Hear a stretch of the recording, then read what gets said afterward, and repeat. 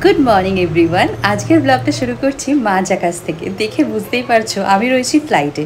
সকালের ফ্লাইট ছিল, তাই আমাকে দিল ব্রেকফাস্টে পনির টিক্কা স্যান্ডউইচ আর তার সাথে 1 কাপ মশালা টি।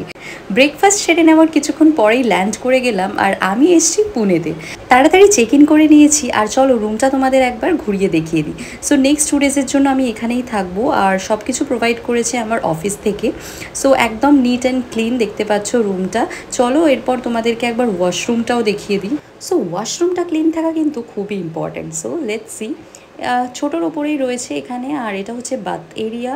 আর তার সাথে সাথে ওরা প্রোভাইড করেছে কিছু complimentary kit like soap, body wash, shampoo, যা যা লাগে সব কিছুই ওরা প্রোভাইড করে দিয়েছে। এখানে চায়ের ব্যবস্থা রয়েছে, সব কিছুই ওরা দিয়ে দিয়েছে। ইলেকট্রিক কেটেল আছে, bottle, glass, everything is good. আচ্ছা, এরপর এখানে একটা ড্রয়ার দেখতে পেলাম, এখানে ওরা কিছু কিট দিয়েছে, আর তার নিচেই ছিল একটা মিনি ফ্রিজ, যেটায় আমি কিছু খাবার দাবার রাখতে পারবো আমার দরকার মতো। আর এরপরেই আমি অর্ডার করে নিয়েছিলাম দুপুরের লাঞ্চ।